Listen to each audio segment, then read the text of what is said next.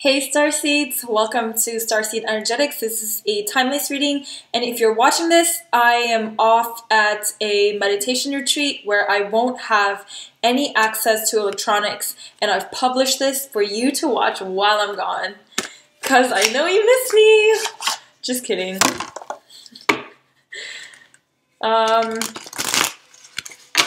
Yeah, I recently received my UFO tarot, which I ordered a while ago, but you know what, like these rare tarot cards take such a long time to ship. So I received it not too long ago, and I'm literally in love with it. I knew I was going to be, but in any case, the symbolism is so different, and I feel like this card deck is just perfect for starseeds. Obviously, it triggers certain memories, and each, I guess, element is depicting a different extraterrestrial civilization.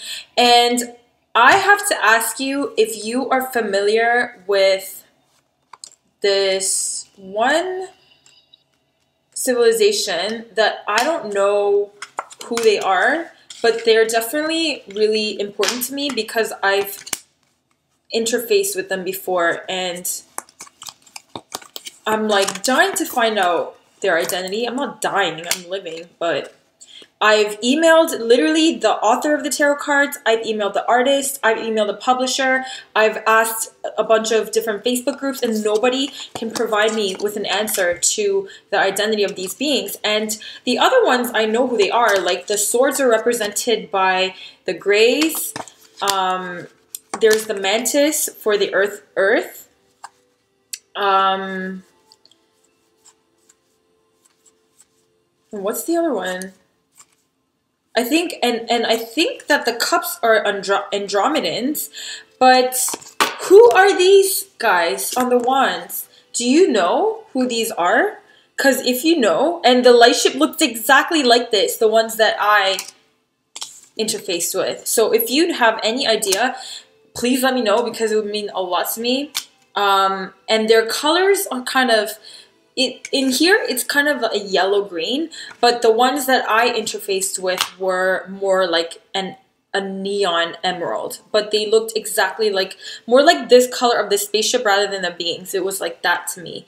And so I would really appreciate it if you know who these people are. Please comment and let me know.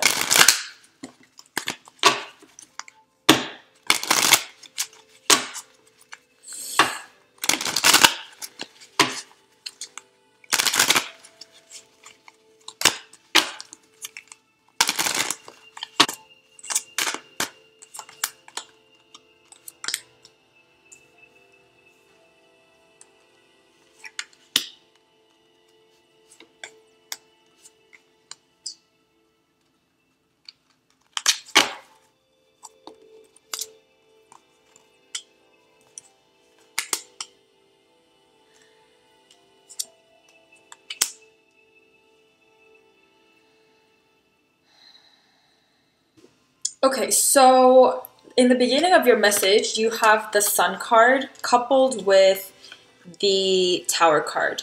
So there's truth being illuminated onto your most fundamental experience of reality, and this light is pretty much just destroying anything that doesn't serve your life anymore, and just, you know, this is being obliterated, and the source of that light is the sun. So it is absolute truth and sort of illuminative enlightenment that's happening throughout this pocket of energy. And it's going to feel like you're back on square one, as if you haven't progressed. You're probably going to find yourself thinking, wow, I can't believe after all this time I still feel these emotions. But it's helpful to realize what is happening right now is this kind of life review and revisiting of these core themes and wounds. And what that does, first of all, is kind of show you this is where you used to reside as the kind of dominant frequency of your life in the past. And this is where you come from. And now that you have completely drastically changed your way of thinking and feeling, you don't experience this as an everyday reality, but sometimes you come into these pitfalls of feeling these lower frequency emotions where it feels like chaotic and hopeless, maybe, because you're being shed light onto the most vulnerable parts of you that is being, it is like the remnants of like a short visit to the past frequency. But be grateful that that's not your dominant experience of reality anymore. And it's very short now. It's very short, and now your basic experience has changed so much that when you fall into this for even just a couple of days even, it feels like hell. But that means you've made so much progress. You haven't gone back. It's just a final reintegration of that. And seeing how you're being now after all of this growth can kind of quickly navigate yourself out of this phase, and how efficient you can do that, you will see how much you have progressed. But don't judge yourself based on what comes into light and what becomes triggered. And just kind of be aware of that experience of being triggered with this new level of looking at things that you have learned and cultivated. And I guess it is this sense of a final test, but it's never final, because it's going to keep going, and you're going to have these bursts sometimes from here and there. What I also want to highlight is the nature of the sun and the purifying effect. And this is signaling your innocence and your absolute purity as a being, that there is no original sin. I like that phrase, that there is no original sin. You have always been this purity, innocent being. And this source of light being this, look at this crop circle. This talks to me about these crop circles and the sacred geometry that is created with these crop circles. And when the sun is depicted in this way, it talks about how the source of light is actually filtered through all of these different multidimensionalities. It contains the seed of all the different dimensions in its light particles, the photons. They contain, when it gets filtered down to the third dimensional reality, it does contain the whole within it, but then also simultaneously the various different realities that are possible in parallel universes. And hence this reference to the crop circle. Now in the next position, you have the Page of Swords. And in this deck, obviously, it's so symbolically different. This is a gray being looking at this human being playing music. And this talks to me about thinking in a way that perceives these differences as never in an inferior or superior way, only to discount that they're just very tremendously different experiences and expressions of the whole. This is acknowledging, I think the word is called sonder, is when you realize that the person who is passing by you on a street has just of an elaborate and deep and mystical life as much as that person would perceive you. And it's you, when you perceive each other, you experience just a tiny slice of each other's expression, but in reality, everyone has such an intricate and elaborate interface within their being. And this is kind of realizing that and not judging one another in terms of superiority or inferiority based on that tiny slice that you are experiencing. What does that say about you when you make judgments based upon that? It says that you are not very much holistically viewing each being as something that is outside of your grasp. You don't even understand the truth of who the magnitude of who you are, because you're not supposed to understand it, right? The linear mind is not supposed to grasp the entirety of who you are. So why would you assume that the other person is graspable by the tiny slice you experience? And this actually has a next level of meaning to me about not having spiritual pride. This spiritual pride is kind of like deeming spiritual qualities as more important than anything else, like physical or mental or emotional. And this happens to a lot. It's like a trap for a lot of people who are multidimensional in nature, where they kind of undermine the physical aspects of life, or people who are physically successful but maybe not so developed in spiritual areas.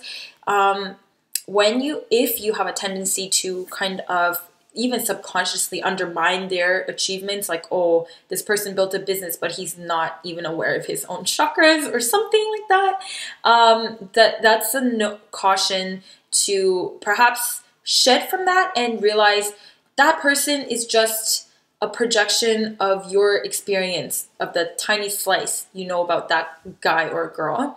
And also that there's a lot for you to learn from that person, because they have mastered the domain of the physical reality, and it's a very challenging aspect to master. And they have something to learn from you because you have this spiritual perspective. And that's how we can all grow as a collective, rather than thinking that one or the other is more inferior or superior based on your priorities, your personal preferences of what's important to you.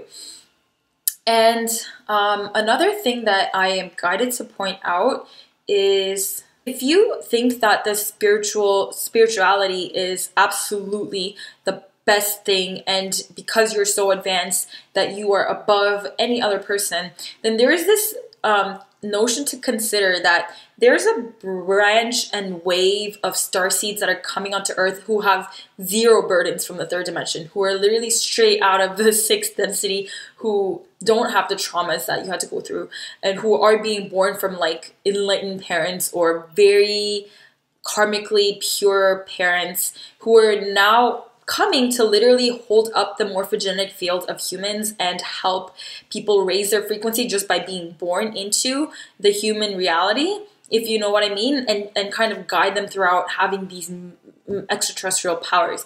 But if you have this sense of superiority over the current state of society, thinking that, oh, you're superior than people because you have multidimensional perception, or you have these knowledge, then when those kids grow up, then you're gonna feel inferior to them. But the truth is that you're not inferior. You just had the experience of the third dimensional trauma, as opposed to them not having that. So when you think about it that way, you can reverse it back to how you feel about the current state of society and the current state of humanity, and how none of them is better than the other. We just all learn from each other, and we all have something to teach those kids about navigating through density, or else they won't have the spectrum of rich emotions and mentalisms, and we're all gonna enhance each other's lives. Three of Wands comes up. So these are the beings that I was curious about. Who are these guys? I need to know. This comes up with I really wish I had the little booklet, because the author kind of talks about his own interpretation, but I can't find it right now, so I'm just meant to figure it out on my own intuitively. But I really would like to know his input on.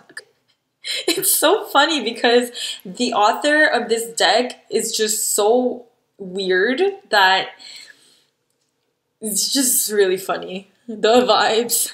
So here is the card, and there's the three beings, the three light beings, and then there's this lady who's just terrified and feels cornered from these light beings. And if you see her face, she's like terrified. On one level, this talks to me about, don't be defensive about what's happening, and don't be defensive about the differences that you perceive between you and other people, and it's time for you to release that notion of feeling like you don't belong here because you're so different. If you hadn't noticed, maybe through the internet, everyone is pretty weird in their own way, and because of all the technology that's advancing and the way in which people are willing to be authentic through these mediums, it's becoming more and more easy to realize the diversity that exists in this society. And still, we share the same body of emotions. We share the same body of thoughts.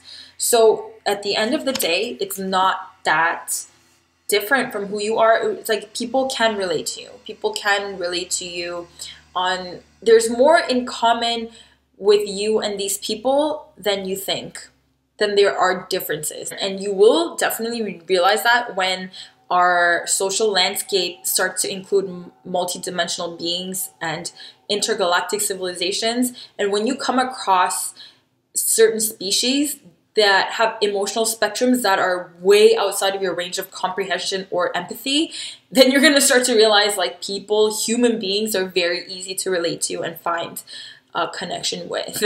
Because yeah, there are extraterrestrial civilizations that have like a completely drastically different body of emotions, and you won't be able to intuit what they're feeling or what they're thinking. Just they're not relatable, right? And until we develop until we evolve even more. But a good practice right now would be to learn to connect to other human beings, even though you think they're so different than you. There's more in common than you think. The last cards are Eight of Swords. Here's this Eight of Swords. And then the King of Cups. Very contrasting energy. This is, I feel, your multidimensional self. Any multidimensional fractal of yourself that's probably in a different dimension or in a spaceship, whatever. Just, this is your higher self. And a lot of your higher selves can manifest as extraterrestrial guides, right? Or whatnot. And while you go through this tumultuous mental chaos, because it looks like you're going to be going through that towards the end of this pocket, you're going to cultivate this strange kind of protective layer of awareness from this connection that you've made with this higher aspect of yourself. So this isn't going to be so threatening anymore. I feel that this is, on one level, this is you on the middle, and another level, this is you as part of these ganging groups. And what's interesting about these tarot cards are that it doesn't specify which one of it is your energy and which one isn't, because it's acknowledging the fact that what you're experiencing externally is what you're projecting internally as well. So sometimes you feel like you're this person who is so isolated from the world that people are ganging up on you, and this is kind of a victim mentality. And on another level, you're actually also projecting the situation internally to attract this type of situation. Do you know what attracts the frequency of kind of defensiveness? Is this pride. It's a pride of feeling like you're better than people, or that you have this tendency to like pigeonholing, I believe it's called, or just feel like you have to attach yourself to certain opinions that you hold, or emotions or experiences that you had. Anything like that you attach yourself to and feel this pride is always going to bring some sort of criticism as an external mirror reflection of that frequency. So what you need to learn to do in order to not feel this anymore and attract this sort of victim mentality where you always constantly feel like you have to defend yourself, or that you have to feel vulnerable in certain situations like this, is to transmute this energy of pride into the energy of courage or love. Those are high frequency emotions, and detach from your belongings, your opinions, your merits, your spiritual status, everything like that. When you stop feeling so attached to them and feel like your value depends on them, when you then you will cease to attract situations like this. But the good news is, even when you come into this situation, the important fact that I want to point out is it is coupled with this higher self. So it means that when you are experiencing this, you finally have this layer of awareness that will actually have enough space, have enough emotional space to break this pattern, break this cycle of keep continuing to attract these energies. So it looks like that's what you're working towards. And again, this pocket of energy ends on a very abrupt note, and it's not a very conclusive reading, but I'm not going to pull any clarifiers because they've taught me from a couple readings ago, stop trying to conclude the reading by pulling a conclusive card, because it's continual. Always. So regardless of if you're going to watch another tarot reader on YouTube later, or if I upload something in the near future, it's a continual energy, and you should be comfortable with having this ambiguous ending of the reading. But it ends on a note of you learning to detach from this victim cycle and of defensive cycle, and also projecting pride and victimhood by having enough emotional space to actually witness it. If you see that that little bubble in front of that multidimensional being is your third dimensional self. This is kind of like how your higher self would look at you. That bubble would be you, and your higher self is just witnessing it. But again, this higher self reality is also just a sub-reality. It is on a higher density level, as in more life force, but it is still a holographic reality. But I'm not trying to get into some sort of physics discussion right now. And that's also just from my perspective. So whatever you want to experience as your paradigm is true for you. Okay, I'm gonna move on to read some oracle cards. And I just want to specify that this is going to be the one reading before I upload and publish, before I go away for the retreat. I wasn't even going to record this today, but they asked me to.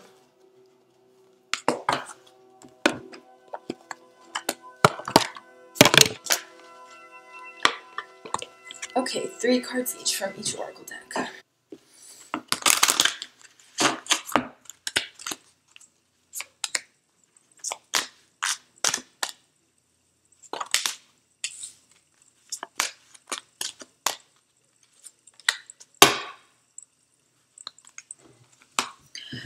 Okay, forgiveness is a card that comes up on the bottom of this deck, and this, I just want to talk about the scientific implications of the action of forgiving.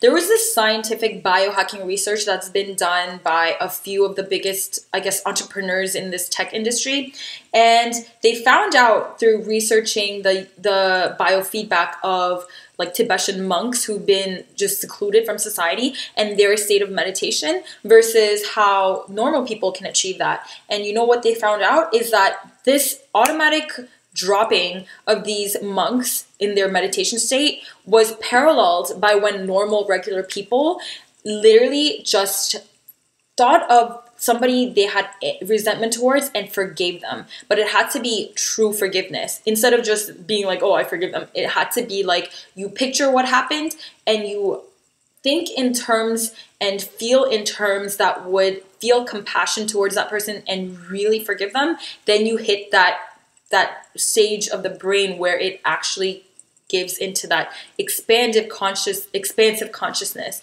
So this is something you can make use of. You can forgive people you don't like or you have resentment towards in your past, and you can do this as a daily meditation routine after you're done your main one, or if you just want to do this one, you can have a regular regimen of forgiving people until you have nobody to forgive anymore.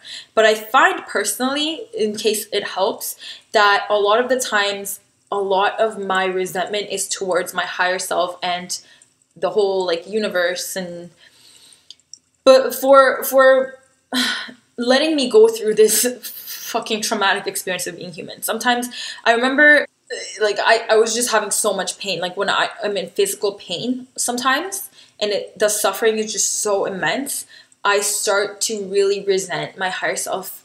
Like, why would you let me incarnate into a human body. This fucking experience sucks. And, you know, at that level, it's like, I don't know. It's like my frequency is so chaotic that I can't even hear an answer back. Maybe they're just sending me compassion. But when that experience is over and the pain is gone, I'm constantly reminded of how that was such a temporary experience, whether it's a physical pain or emotional pain. When you're experiencing the pain, your brain thinks that this is a permanent condition. That's like how your linear brain thinks. It doesn't think it's very temporary. So as soon as the pain is gone, it's like nothing ever happened. Like nothing happened.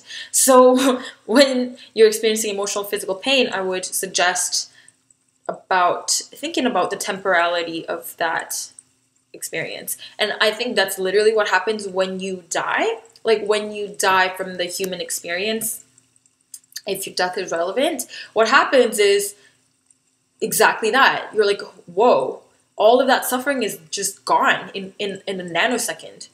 Like, it's like nothing ever happened. So yeah, that's just food for thought. And I know that because I had a near-death experience, and that's exactly what I thought. I was like, whoa, that's it. Like, meh. Anyways, let's see this. Restriction.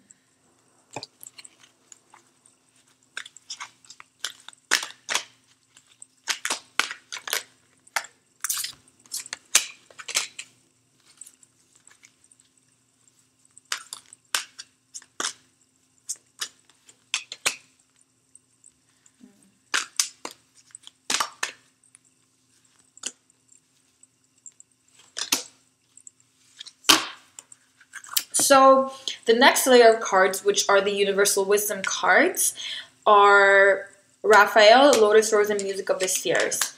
And I didn't mention the Wisdom of the Avalon cards. I didn't realize that both of the card decks have something to do with wisdom. So maybe that's what that is the theme for this energy. Wisdom, light. So this is restriction. And then you have the Bard, which is like poetry, music, myth, and the Deer, gentleness, diplomacy. And what's interesting is that you got two music cards. You got the music card here, and then you got Music of the Spheres, which is, Music of the Spheres is like transcendental music. But in this context, I'm going to say it's like language that is unspeakable. It's like non-linear language. But this coming up with the restriction card tells me that when you face some sort of resistance, there's a need for you to kind of ease out of it instead of thinking that you have to, like, instead of meeting restriction with resistance. You have to have this gentle approach of creatively working yourself out of it. It's going to take some sort of like a non-linear sequential dance rather than a straight path forward. So how do you follow that is through, I guess, music is an important part. So I would ask you to give yourself a lot of sound healing.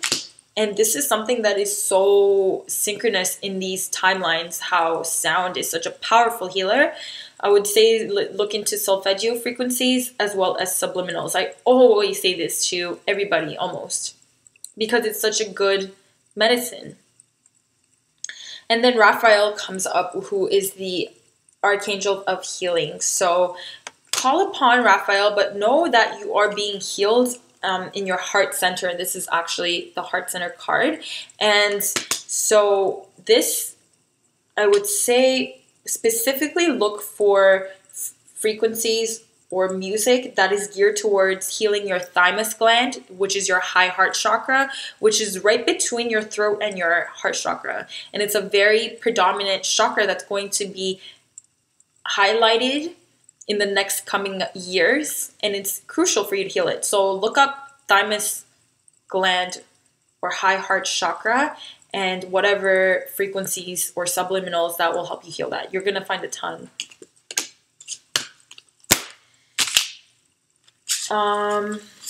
Last one I'm going to use is the light star cards.